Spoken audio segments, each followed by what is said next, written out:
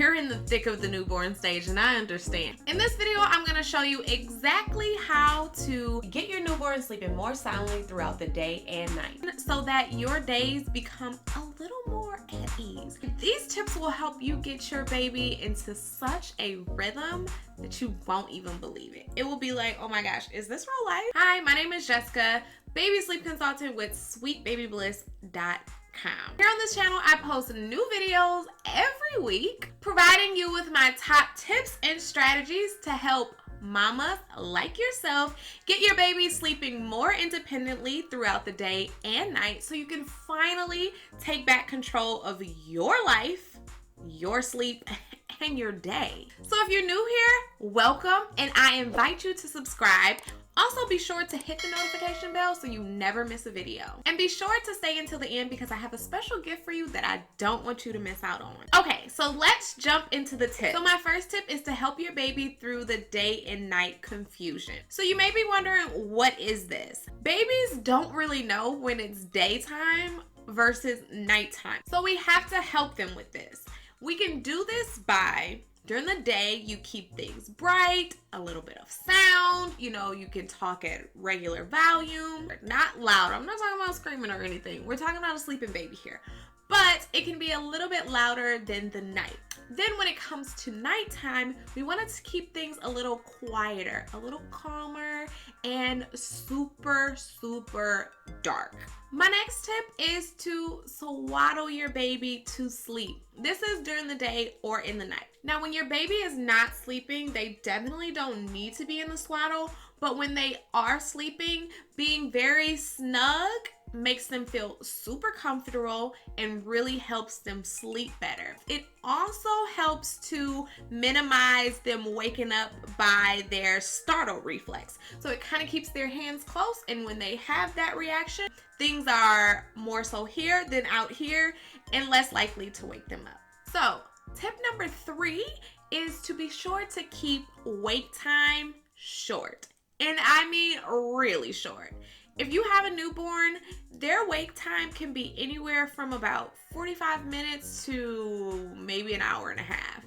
That is it. That's about all that they can handle depending on their age. But they cannot handle much more than that. And if you do try to push them past what they are capable of handling as far as awake time, they can get overtired, which will make it really hard to put them down to sleep when you actually feel like they need to go to sleep. You want to try to get them before they get really cranky.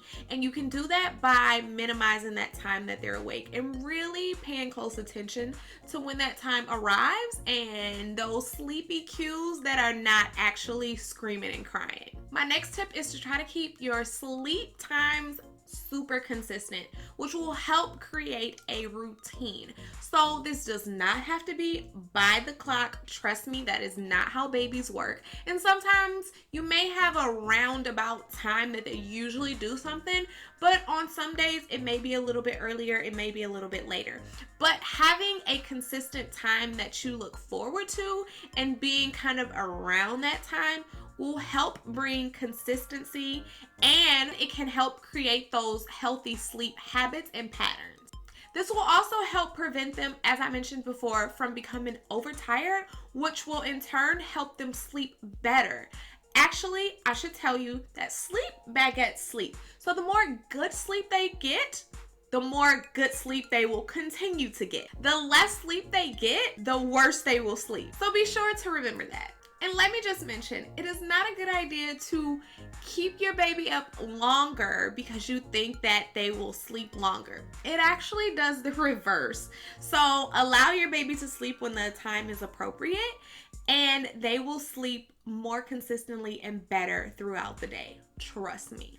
This tip is like golden, okay?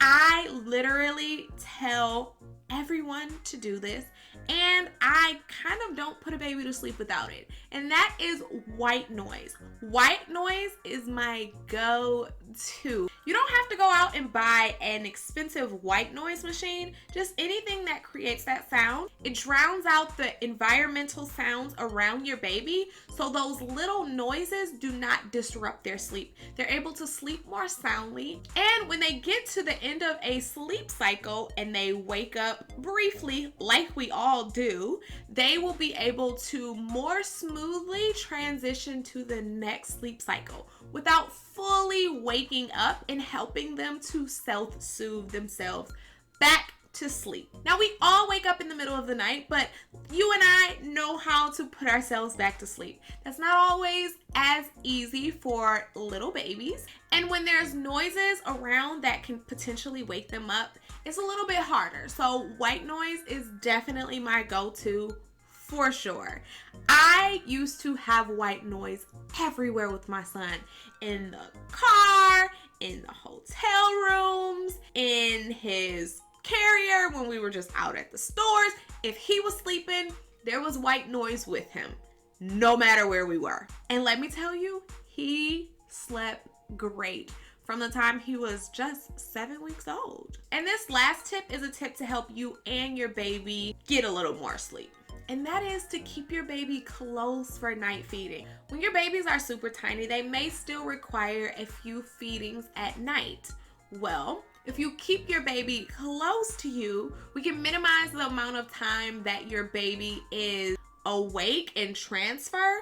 Also, it reduces the amount of time that your baby can be stimulated. We don't want to stimulate our babies in the middle of the night. We want them to be calm and stay in that kind of sleepy, drowsy state so that when that feeding is done, they're ready to be put back into their bed. I remember it was super exhausting getting up to feed the baby, let alone possibly having to walk all across the house just to get them and then back. No, thank you. Keep your baby close for your own sanity and for them to be able to get that good sleep, and you as well. Keep them close so that it is beneficial to all parties involved. And I'm talking about you, mama. Let's make it easy on ourselves. Now, I know you are super tired, so don't worry about remembering everything in this video. I have created a tip sheet for you, and you can download it down in the description box. Be sure to check it out so it can help you through this process. Now I want to hear from you. Do you have your newborn on a schedule? And also, what was your biggest takeaway from this video? Let me know down in the comments. If you found this video helpful, be sure to subscribe, share it with a friend, and give it a like so I know to make more videos like this just for you. Thank you so much for watching, and I'll see you in the next video.